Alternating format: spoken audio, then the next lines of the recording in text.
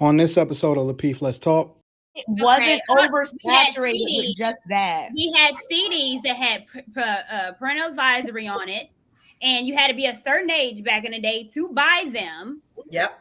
So this is not true. The accessibility that we had back then is not like it is now. You don't even have to buy music to listen to it. And you know what does that have to do with what it is that we embrace? You know what's the perfect example?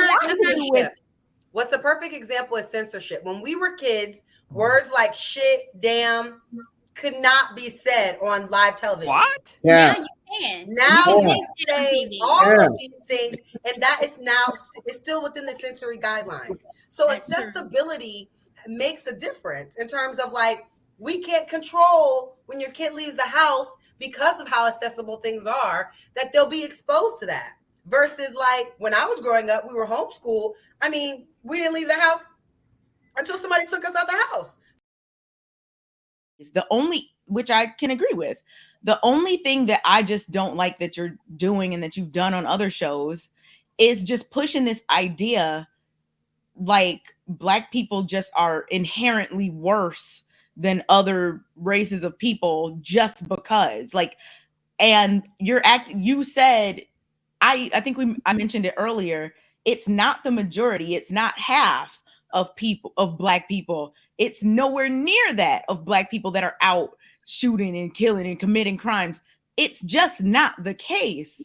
So like when you push this narrative and it's just like, we are this way and the Black culture is this way, you're using the minority to represent all of Black people. Wait, but you let me get you right.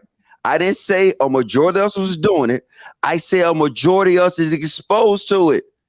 I said for a million times, I never did it, but I was exposed to it. Being exposed to things like this, guess what?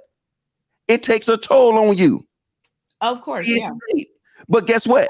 I never kill it. But watch this. I got brothers right now that's in jail for life. Okay. I got other brothers that got 1 million felons. He got 1 million felonies.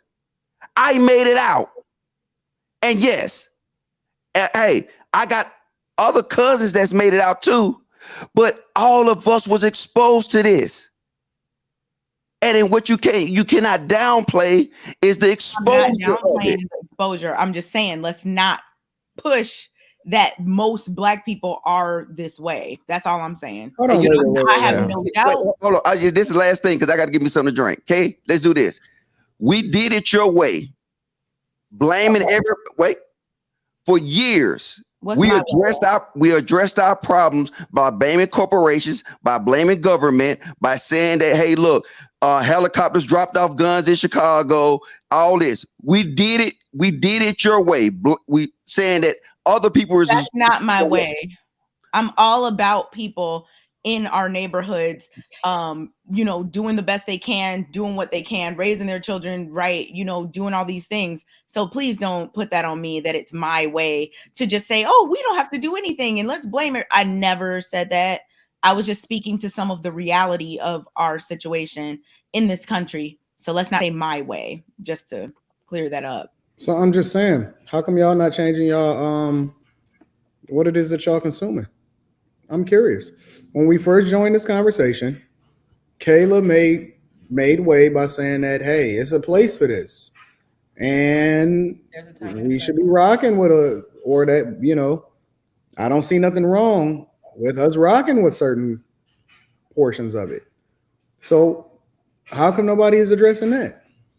How come that's not a talking point? I'm not giving up my 112. Okay, y'all know I listen to old, so I listen to EPMD, but I don't relate to this. I don't relate to twerk culture. I don't relate to city girls. I'm older, so this is not my thing. I see it as a problem. But the problem is that was there no inappropriate music made at all? Wait. The problem is that in the 90s. Go ahead, Courtney. Go ahead, Rob. You think that the music in the 90s and the visuals that we had in the 90s is even comparable to what we're doing to WAP and all this? Yes, it was just as bad, if not worse. Back in the day, it was some music, that was controversial. But no, it was bad. They try to hide it. No, wait. Hold on. It was on Uncut late at night. It was at late night. From Big. Hold on, listen. The Diamond album, Big, the entire first half of the entire album was him detailing, breaking down how you go ahead and rob people, how they setting up the homies, the whole 9 yards. One of our most celebrated artists, his biggest selling album, Pac, the double album. Oh my God. You know how bad that was? Do you know how bad the Chronic was? You know how bad that the Dog Pound was? You know, and we're not even gonna go into Spice One. Right. MCA, Ice Cube, Death Certificate. I mean, I can just keep going. Listen, I am a hip hop historian. Yeah, Kay, you didn't know. I'm a hip hop historian too.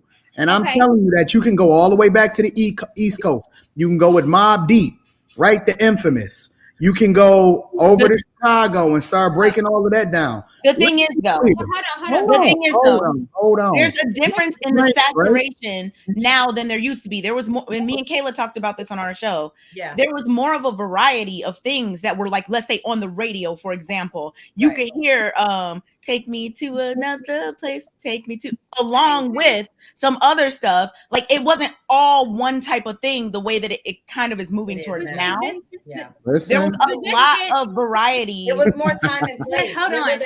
This gets lost in translation. Late at night. This gets lost in translation. We got to do one at a time, y'all. One at a time. When we're trying to compare then and now, what gets lost is the accessibility of every single thing. There was no internet. That it was the internet in the 90s. What are you talking about? Yes, it was. She's talking about the 70s, 80s, right? I said even the 80s, the early 90s. I don't know when was there internet in the 90s? Yes, there was internet in the 90s. No, we had internet all through high school. I went to. Come on, you are not going to compare.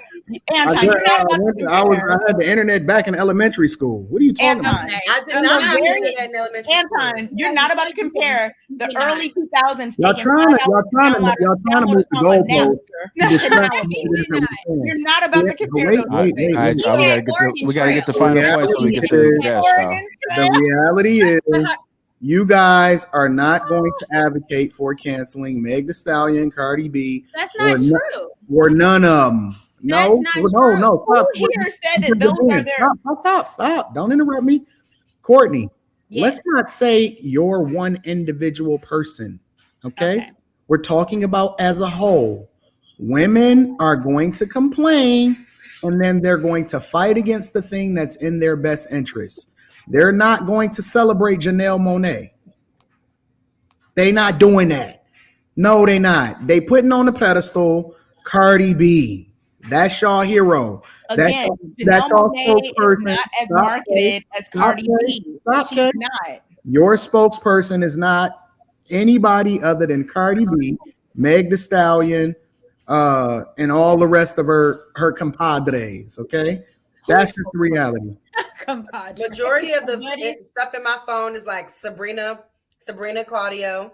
Well, like, come on, Kayla. Don't show me no one or two albums of the stuff that you rock with. That's actually this is what I wanted to say.